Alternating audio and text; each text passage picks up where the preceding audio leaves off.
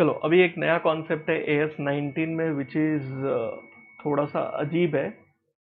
AS19 में which is called sale and lease back. Concept ही अलग है एकदम। सेल करना एंड देन उसको क्या करना, लीज बैक करना। अभी मान लो मेरे पास एक लैपटॉप है, this is me, okay, I have a laptop. ये मेरा लैपटॉप है, मान के चलो ये लैपटॉप है, ठीक है। सो आई बॉट इट फॉर से 40,000 रुपीज। तभी पैसे मिले थे तो 40,000 रुपीज का लैपटॉप खरीद लिया और मैं उससे लेक्चर रिकॉर्ड कर रहा हूँ। अभी जब से लॉकडाउन आया है ना, तब से मुझे टेंशन आ गया, मेरे पास पैसा नहीं है, तो अभी क्या करूँ मैं। मुझे पैसा चाहिए और मुझे लेक्चर रिकॉर्ड करूंगा तो पैसे मिलेंगे बाद में, अभी मतलब फ्यूचर में पैसा मिलेगा। So I need this laptop but I don't have a money right now. So what I decided, मेरा एक फ्रेंड है, ठीक है, इज मस्त एकदम पैसे वाला आदमी है, तो उसको मैंने बोला ये लैपटॉप तू खरीदेगा क्या। वो बोला मेरे पास बहुत सारा लैपटॉप है, क्या करूंगा तेरा लैपटॉप लेके मैं बोला यार खरीद लेता तो अच्छा था, तू खरीद ले, चाहिए तो मुझे ही वापस से भाड़े पे दे देना। बोला ठीक है, साउंड गुड। तो मैंने उसको बोला कि I sell my laptop to you, I sell this laptop से फॉर रुपीज 40,000 में, ओके, एंड फिर यही लैपटॉप तू मुझे वापस भाड़े पे दे दे, you give me this lease back, और मैं तुझे फिर क्या पे करूंगा, धीरे धीरे इस पे लीज पे करूंगा। लीज मतलब रेंट पे करूंगा तुझे। तो ये जो मेरा फ्रेंड है उसको क्या फायदा, उसको फायदा है ना, देखो उसके हिसाब से उसने क्या किया मालूम है, उसके हिसाब से उसको 40,000 रुपए देने हैं मुझे, will pay to me, and then he will recover the lease rental. So for example अभी ये इसने 40,000 मुझे दिया, so I got the cash. So पहला जो ट्रांजेक्शन है, the first transaction is that of sale, ये ऐसा लाइन है। फर्स्ट ट्रांजेक्शन जो है वो किसका है, सेल का है, मतलब मैंने लैपटॉप बेचा। सो मैं पहले ओनर था, okay, and he is the buyer, इसने मेरे से लैपटॉप खरीदा, now he became owner and I am the lessee, he is the lessor now. Why, because उसने मुझे भाड़े पे दिया।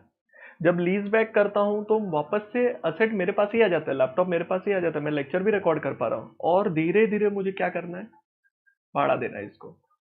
अब ये बंदे को फायदा क्या है, ऑब्वियसली ये भाड़ा वसूलेगा तो he will try to get more than 40,000 he has invested. So depend करता है कि मैं कितने दिन के लिए भाड़े पे ले रहा हूँ। अगर मैं बोलता हूँ नहीं मुझे सिर्फ 1 महीने के लिए भाड़े पे चाहिए, then I am taking it as a operating lease.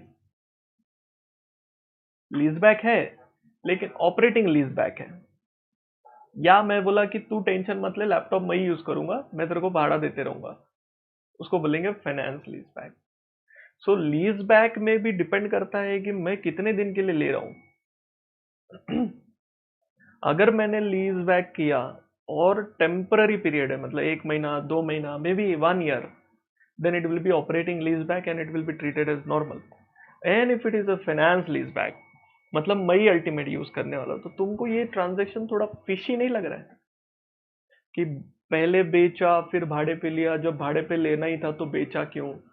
Financial arrangement है, मेरे पास पैसा नहीं था तो मुझे 40,000 रुपीज अभी खड़े खड़े मिल गया, now I can use that money, and जैसे जैसे मुझे पैसा आएगा मुझे भाड़ा पे करना है, तो मेरे लिए कोई दिक्कत नहीं है। और ये जो बंदा है he is never going to use this asset, वो तो सिर्फ फाइनेंस फंडिंग कर रहा है। तो ऐसा बहुत सारे लोग करते हैं जब फाइनेंस की प्रॉब्लम आती है तो। So this is called sale and lease back. अब इधर कंसर्न क्या आता है मालूम है, अकाउंटिंग पॉइंट ऑफ व्यू से, एक असेट तेरे पास पहले से था, वही एसेट तू बेचता है और वही एसेट वापस तेरे पास आता है। देखो अगर फाइनेंस लीज बैक है ना तो स्टोरी अलग है, ऑपरेटिंग लीज बैक है तो स्टोरी अलग है अकाउंटिंग के पॉइंट ऑफ व्यू से। देखो सिंपल, पहले मैं थियरी लिख देता हूं। If it is finance lease back मतलब असेट तुम्हारे पास था, असेट गया सामने वाले के पास, देन वही असेट वापस तुम्हारे पास आया, तो भाई असेट गया वापस, तुम्हारे पास असेट आया फिर से तुम्हारी बुक्स में ये कैपिटलाइज होने वाला है। तो गवर्नमेंट क्या बोलता है मालूम है? तो AS 19 क्या बोलता है ना, ठीक है कैपिटलाइज करो, कोई दिक्कत नहीं है, बस सिर्फ एक चीज याद रखो, जो भी इस ट्रांजेक्शन की वजह से एनी प्रॉफिट और loss due to sale shall be deferred and written off to P&L in proportion to depreciation of leased asset. Note profit or loss is on sale of asset, on sale of asset is generally transferred to P&L, but above is exception. We are not going to transfer it to P&L. We are going to defer it. हम उसको balance sheet में लिखेंगे, जो भी difference है, profit होगा या loss होगा, एंड उसको धीरे धीरे हम कहाँ लाएंगे? P&L में। कौन से रेशियो में लाएंगे? तो रेशियो होगा in proportion to depreciation of the leased asset. जैसे जैसे एसेट का डेप्रिसिएशन लोगे उसी प्रोपोर्शन में आप उसका क्या करोगे? लॉस या प्रॉफिट P&L में लाओगे। Are we getting it point? Are we getting the point? Finance lease में it is only when the lease back is finance lease. ध्यान में रखो मैं क्या बोल रहा हूं कब से। अगर फाइनेंस लीज बैक है then this is the what you are suppose to do. 99% cases में तेरे को फाइनेंस लीज बैक नहीं बोलेगा, तुझे बोलेगा ऑपरेटिंग लीज बैक, एंड इसमें डिफिकल्टी लेवल बढ़ जाता है अपना। इसमें डिफिकल्टी लेवल क्या हो जाता है? बढ़ जाता है। इसमें अपने को दिमाग लगाना पड़ता है, इसमें देखना पड़ता है कि ट्रांजैक्शन नॉर्मल है या एबनॉर्मल है। ट्रांजैक्शन नॉर्मल है या एबनॉर्मल है। अगर ट्रांजैक्शन नॉर्मल है then no problem, any profit और loss due to sale of asset transfer to P&L account. अगर एबनॉर्मल है देन प्रॉफिट और लॉस इज deferred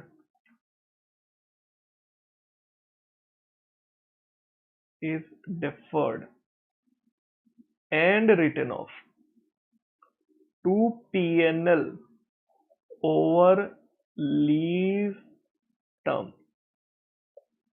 जो भी लीज पीरियड होता है उसके हिसाब से उसको धीरे धीरे क्या करना है? राइट ऑफ करना है। मुझे मालूम है तेरे को ये नहीं समझा कि sir how we will come to know it is normal और एबनॉर्मल, वो समझाता हूँ। फिलहाल तुझे इतना समझ में आया कि लीज बैक है तो थोड़ा मगजमारी है। और ये सब किससे रिलेटेड है पता है? लीजिंग के एंट्री से रिलेटेड नहीं है, सेल में जो प्रॉफिट लॉस होने वाला है उससे रिलेटेड बात कर रहा हूं।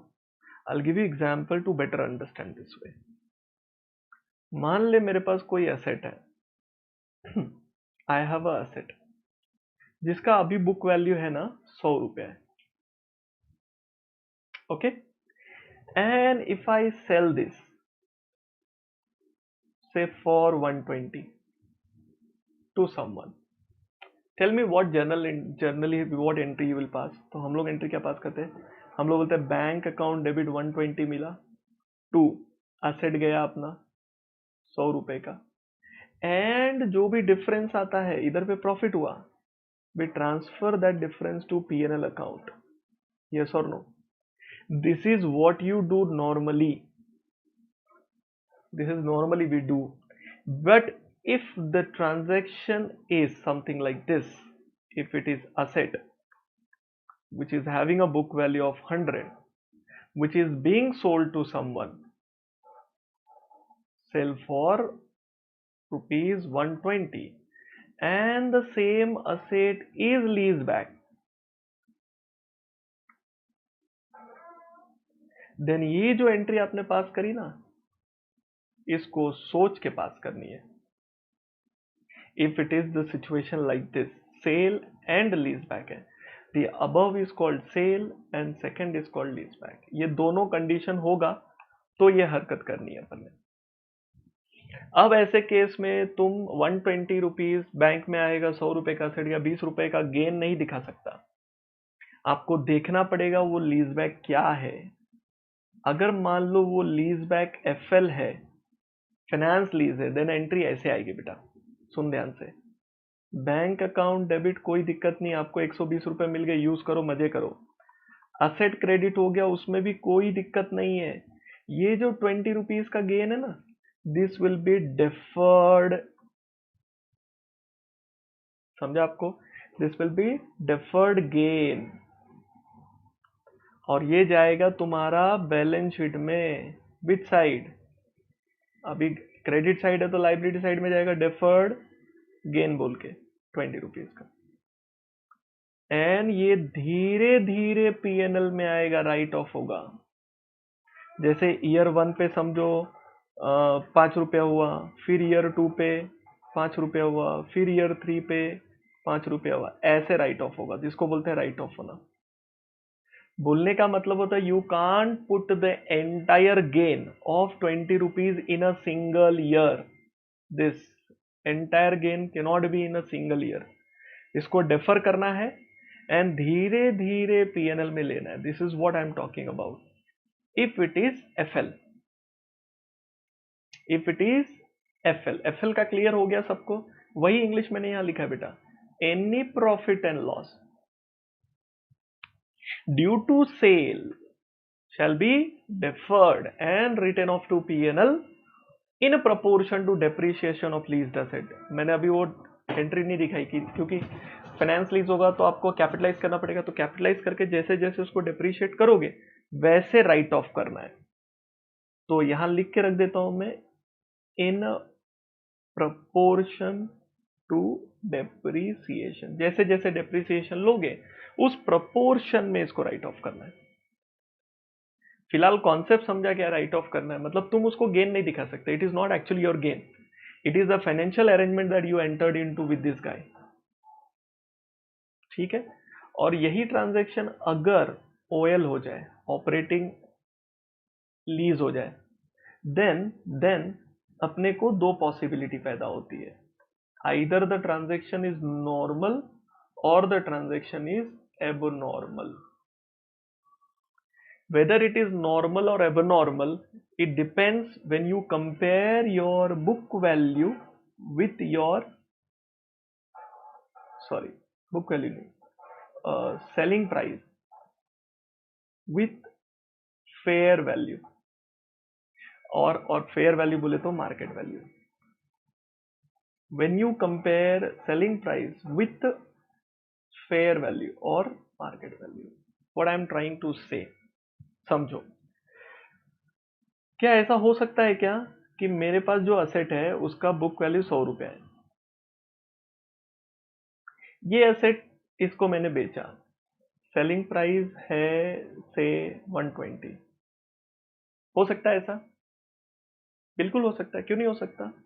What if the market value is 80 rupees? अब हो सकता है क्या? सोच के बताओ, ठंडे दिमाग से सोचो मैं क्या बोल रहा हूं. मैं क्या बोल रहा हूं, एक असेट है जिसका बुक वैल्यू, मेरे बैलेंस शीट में वैल्यू कितना है 100 रुपीज.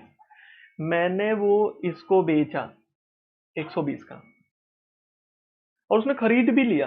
हाइट क्या है मालूम? उसने खरीद लिया, इसने खरीद लिया, नोइंग द फैक्ट कि ये चीज मार्केट में 80 रुपीज की मिल रही है. क्या ऐसा हो सकता है कि ये बंदा एड़ा है क्या? कि मतलब जो चीज 80 रुपीज की मार्केट में मिल रही है वो चीज ये 120 रुपीज में खरीद रहा है मुझसे. और वो ये इसको यूज नहीं करने वाला, उसको भाड़े पे देने वाला है। तो अगर जब इसको यही करना है तो ये सिंपली क्या करेगा बताओ? अगर तुम इसकी जगह होता तो तुम ये खरीद के भाड़े पे दे देते ना। तो बोलने का मतलब दिस ट्रांजेक्शन इज अब नॉर्मल। ऐसा होता है क्योंकि इस बंदे को मिस्टर ए को मिस्टर बी से 120 रुपए चाहिए थे। He needed ₹120। तो उससे कोई लेना देना नहीं कि इसका बुक मार्केट में क्या वैल्यू चल रहा है, क्योंकि अगर इसको 80 रुपीज मिलेगा तो ये बोलेगा यार मतलब ही नहीं है, मेरा काम ही नहीं होएगा, तू मुझे 120 रुपए दे। चाहिए तो तू जब ये लीज मुझसे लेगा ना भाड़ा, वो 120 रुपए से ज्यादा वसूल लेना। मतलब मान ले इस बंदे ने बोला I will pay you 60 rupees per annum for 3 year. तो लीज में आ रहा है ना भाई, इससे कोई कनेक्शन ही नहीं है। बोलने का मतलब भाड़ा ज्यादा वसूल रहा हूं मैं। तो जब इसको भाड़ा अच्छा खासा मिल रहा है तो उसको कोई फर्क ही नहीं पड़ता 120 रुपीज देने में। और इन दोनों का आपस में अरेंजमेंट है ये, ठीक है। तो आपस का अरेंजमेंट है, तो this transaction is called abnormal. तो understand this, when the transaction is abnormal, when the selling price here is 120 and the market price is 80। इसका मतलब ये है कि जो चीज मार्केट में सस्ते में मिल रही है तो ट्रांजेक्शन एबनॉर्मल होगा, बिकॉज मार्केट इज फेवरेबल। लेकिन उल्टा ले लो, नॉर्मल कब होगा? 120 चीज है, मार्केट में 180 की मिलती है, हाँ तो भाई नॉर्मल है ना। अगर मार्केट में अगर वही चीज 180 की मिल रही है तो देखने का मार्केट प्राइस हमेशा सेलिंग प्राइस से ज्यादा होना चाहिए, तो I can treat the transaction as normal. अगर मार्केट प्राइस सेलिंग प्राइस से ज्यादा नहीं है then it is abnormal. ये समझा? This is the benchmark how you decide whether it is normal और abnormal. I'll give you the situations where we will try to understand whether it is normal or abnormal. ये भेजे में उतर गया क्या? Normal abnormal. अब पहचानना सीखो, मैं डायरेक्ट क्वेश्चन करा रहा हूं। और एक बात, जो क्वेश्चन मैं ले रहा हूं ना वही सेम क्वेश्चन हर बार हर साल एग्जाम में पूछा है। हर साल नहीं, मतलब जब भी पूछा है ना वही क्वेश्चन पूछा है, every time the same question. They have never change the question, so don't panic. This is the question number 1. Okay, let me read the question, you will understand. H Limited sold WDV 400 lakhs to B Limited for 500 lakhs. Wait, ये तुम लिख लो पहले, या पहले question करा लेता हूं, देख लिख ले पहले, फिर क्वेश्चन करेगा तो तेरे को ज्यादा समझेगा। This is first part, second part, third part, fourth part. Now I am taking the question number 1. It is of sale and lease back. कितना गंदा राइटिंग।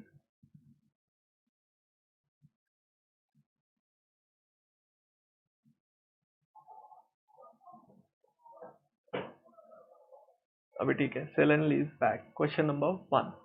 इसमें क्या हो रहा है? एच लिमिटेड है और बी लिमिटेड है, is selling the asset to this guy, sale ₹500 का, WDV और बुक वैल्यू इज 400। 400 का एसेट उसने बी लिमिटेड को कितने में बेचा है? 500 में, ऐसा ट्रांजेक्शन में लिखा है। Then the same machinery leased back. Okay, तो ये अपनी कंडीशन थी, सेल होना और लीज बैक होना, by B limited to H limited, ठीक है। Lease back is operating lease, this is the most important thing. मतलब अब हमको ये समझ में आ गया, यहां से यहां लीज बैक हुआ है, and that lease back is operating lease. मतलब अब अपने को डिसाइड करना पड़ेगा whether the transaction is normal और एबनॉर्मल। नॉर्मल हो तो any profit and loss will be transfer to P&L account, और एबनॉर्मल हुआ तो any profit and loss will be deferred and taken to P&L over a period of time. समझा?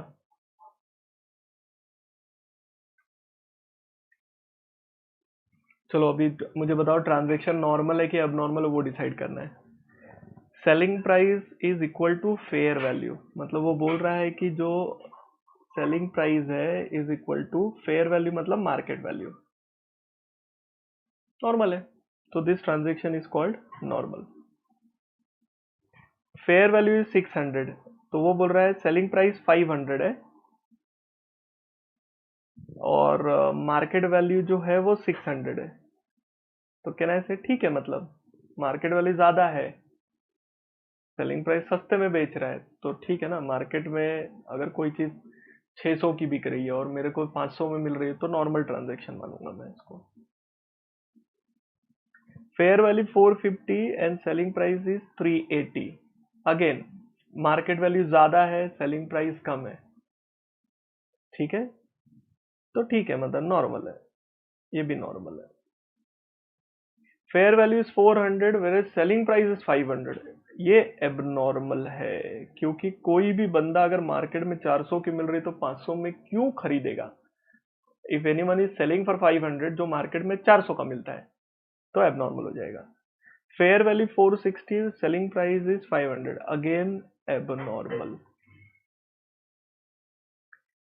Selling price 390 whereas market value is 350, again abnormal. आपको normal abnormal पहचानने आना चाहिए बस, बाकी कुछ कोई दिक्कत नहीं है। मैं केसेस वापस ले रहा हूं, मैं आपको समझाता हूं। The first case to make you understand in a better way. देखो सबसे पहली चीज है बुक वैल्यू 400,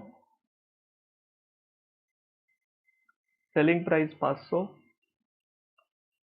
मार्केट वैल्यू जिसको फेयर वैल्यू बोलते हैं वो 500। The first case A.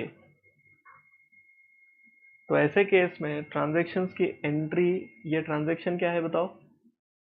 Normal transaction. Why normal? Because selling price is equal to market value which is 500।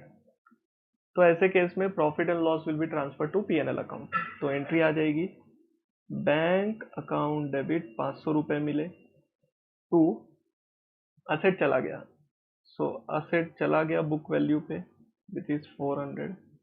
जो भी लॉस हुआ प्रॉफिट हुआ है that will be transfer to P&L account 100 rupees. This is the transaction का first का entry. Second, book value is 400 and selling price is 500 and they change the market value to 600. This transaction is also a normal. Why so? Because market में 600 की मिल रही है वो चीज, सामने वाला 500 में बेच रहा है मुझे, तो फॉर मी इट्स नॉर्मल। तो selling price is like this, इसको नॉर्मल बोलते हैं। तो नॉर्मल मतलब same entry, bank account debit 500 to asset book value 400, 100 rupees का जो भी डिफरेंस आएगा that will be transfer to P&L gain. इसको बोलते हैं immediately transfer to P&L। The gain is immediately transfer to P&L, है ना। थर्ड केस, कोई बंदा जर्नल एंट्री पास करके नहीं बताता, मैं तुझको बता रहा हूं, मॉड्यूल में भी जर्नल एंट्री करके नहीं दिया है, जस्ट फॉर योर नॉलेज के लिए। चलो थर्ड केस में book value is 400 only and selling price is 380, market value is 450. Tell me normal और एबनॉर्मल? कोई चीज मार्केट में 450 की मिल रही है, आपको कोई 380 में बेच रहा है, नॉर्मल हुआ ना? Normal. Then selling price is like this.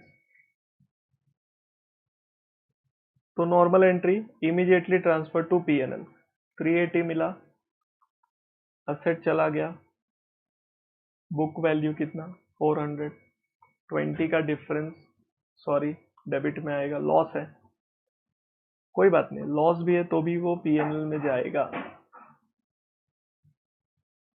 तो इमीडिएटली क्या हो जाएगा, लॉस भी पीएनएल में चला जाएगा। However sometime this loss is compensated, कि भाई लीज कम दे देना तू, चल तेरे को लॉस हो रहा है तू लीज कम दे देना। Note, if loss is compensated by lower lease in future,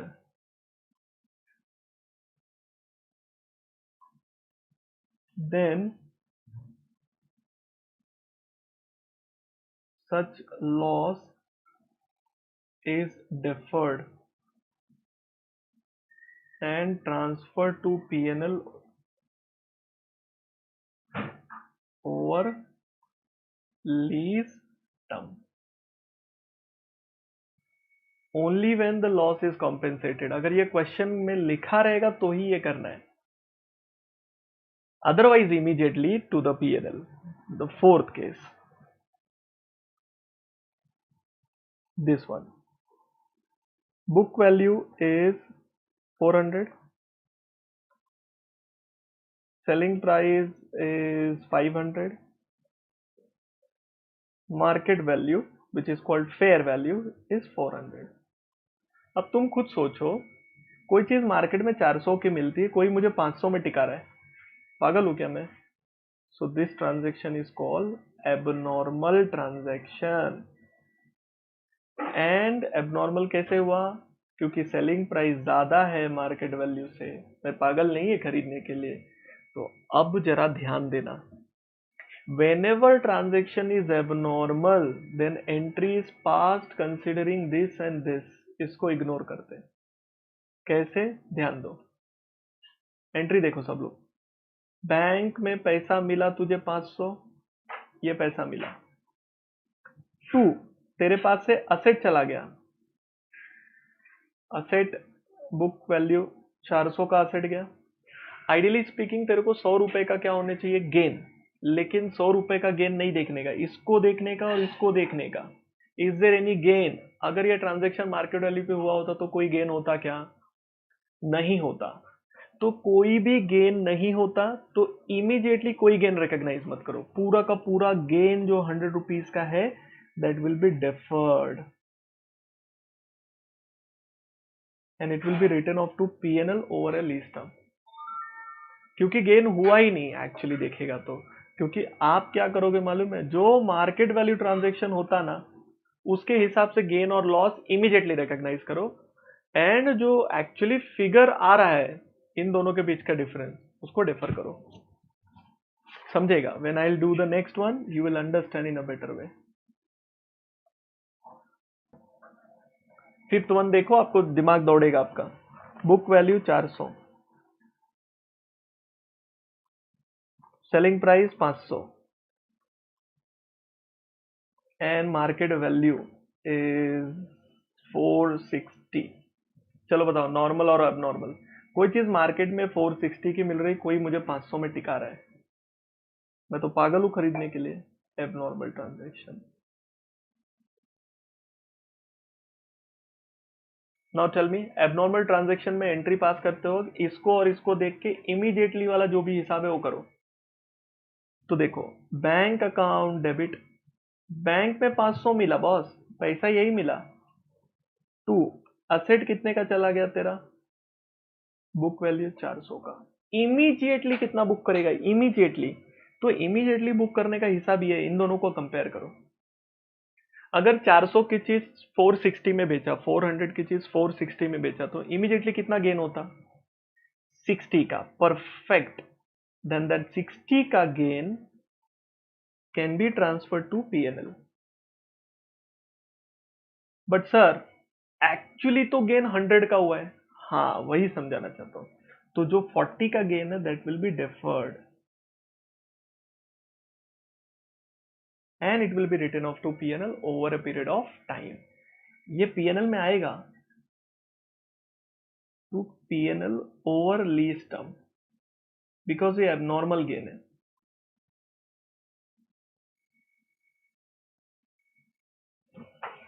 तो यहां से यहां का जो गेन होता है उसको इग्नोर कर रहे हैं हम लोग। यहां से यहां का जो गेन है उसको हम लोग नॉर्मल ट्रीट करते हैं, इसको नॉर्मल बोलते हैं। And that normal gain is immediately recognised. Abnormal gain is deferred and written off to PNL. Last वाला करता हूं, दिमाग और चलेगा तुम्हारा। Sixth one, book value 400, selling price is 390 and market value is 350। चलो, कोई चीज मार्केट में 350 की मिल रही है, सामने वाला 390 में टिका रहा है, पागल है क्या मैं खरीदेगा? So abnormal. Why abnormal? Because selling price is more than the market value. सामने वाला मुझे महंगे में बेच रहा है। नाउ ट्रांजैक्शन की एंट्रीज देखना ध्यान से। बैंक अकाउंट डेबिट, बैंक में तुझे 390 रुपए मिले। असेट जो तेरे पास से चले गए, बुक वैल्यू 400 का, आइडियली तुझे 10 रुपए का लॉस हो रहा है। Don't do that. When the transaction is abnormal, always consider this and this for immediate losses and P&Ls जो भी कर रहा है, इसको इससे कंपेयर करो। मुझे बताओ, अगर 400 की चीज 350 में बेचते तो कितने का लॉस होता? 50 का। 50 का लॉस इमीडिएटली बुक होगा, P&L लॉस, ये इमीडिएटली बुक होगा। लेकिन सर डिफरेंस कहां पर आ रहा है? देखो जरा, आप देखो, देन आप नोटिस करोगे डिफरेंस 390 प्लस 40, दैट इज 340, नहीं 440, 40 रुपीज का गेन हो जाएगा। This gain will be deferred. ये समझ गया तो उद्धार हो गया तुम्हारा, कितना डिफर कर रहा हूं मैं। याद रखना, डिफर पहले मैंने ये निकाला, पहले हम लोग क्या कैलकुलेट करते हैं, पहले ये कैलकुलेट करते हैं। This is simply market value versus book value, इसको नॉर्मल बोलते हैं। नॉर्मल बुक करो एंड जो भी डिफरेंस होता है उसको एबनॉर्मल बोला जाता है, and which is differ. Similar way मैंने यहां पे भी किया था, इफ यू हैव नोटिस। मैंने क्या किया, बुक वैल्यू को कंपेयर किया मार्केट वैल्यू के साथ, इसको नॉर्मल बोलते हैं। एंड जो भी डिफरेंस आया उसको मैंने एबनॉर्मल बोला। This is how we are suppose to do. तो ये सेल एंड लीज बैक में करना है, specially when the lease back is operating lease, तो ही नॉर्मल एबनॉर्मल का चक्कर है बॉस। इधर देख, चार्ट बनाया मैंने। ये नॉर्मल एबनॉर्मल का चक्कर तभी लेना है when it is OL. FL है तो बाय डिफॉल्ट डेफर ही होगा, तुम कुछ दिमाग ही मत लगाओ, उधर डेफर करना ही कंपलसरी है। ओएल के केस में देखना पड़ता है नॉर्मल ट्रांजेक्शन है या एबनॉर्मल है। Now you will understand normal क्या है, एबनॉर्मल क्या, कि कोई मुझे महंगे में बेच के नहीं जा सकता। मतलब सेल जो होता है, दिस शुड नॉट बी महंगा। इफ इट इज महंगा देन इट इज एबनॉर्मल, और abnormal gain amount should be deferred. Normal gain can be recorded immediately. तो उसके जितने भी केसेस इधर एक्सप्लेन हुए, ये केसेस को एक बार खुद से समझो and then try to solve this cases by yourself once again. ये जो केसेस है ना, दिस आर द केसेस। ये केसेस को ठीक से देखो और एक बार ये केसेस को फिर से सॉल्व करो खुद से by passing a journal entry. Okay, once you are done with this, then your job is done. Sell and lease back हो जाएगा, and then you are done with this part called leases. उसमें ना ये पढ़ लियो, अय्या ये पढ़ लेना आप लोग। सेल एंड लीज बैक खुद से पढ़ो पूरा। If sale back finance lease होगा तो क्या होगा, एंड इफ इट इज इसी में रहा होगा कहीं तो,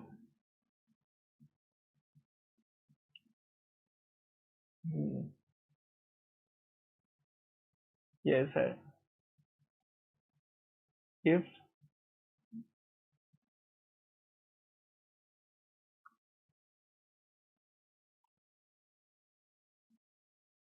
ये लाइन मिसिंग है, ऐड कर दिया, तो क्या होगा? तो ये पढ़ लियो, और बाकी ये सब तो थियरी है, आप पढ़ोगे तो आपको समझ में आएगा, डोंट वरी, बिकॉज वो सारी चीज़ें मैंने एक्सप्लेन करी है। इसमें सिर्फ एक चीज़ मैं आपको चाहूँगा कि ये याद रखना, एप्लीकेबिलिटी। एप्लीकेबिलिटी मतलब ये AS not applicable to natural resources की लीजिंग पर, पिक्चर फिल्म की लीजिंग पर, और लैंड की लीजिंग पर। ये तीन चीज़ों की लीजिंग पर ये एएस एप्लीकेबल नहीं है। आई रिपीट, नेचुरल रिसोर्सेज अगर आप माइंस वगैरह लीज पर लेते हो तो वहां पर लीजिंग का कॉन्सेप्ट नहीं लगता, AS19 एप्लीकेबल नहीं है। दूसरा, motion picture films, video recording, ये सब चीज़ों पर लीजिंग का कॉन्सेप्ट नहीं लगता है, और लैंड की अग्रीमेंट पर लीजिंग का कॉन्सेप्ट नहीं लगता है। कभी कभी एग्जाम में ये पूछ लेता है, so it become very important question. Okay, done. If you are done with this AS19, ये कॉपी कर लो, question number 1।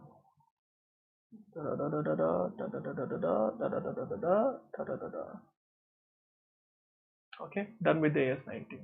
We'll soon see the next AS. Bye.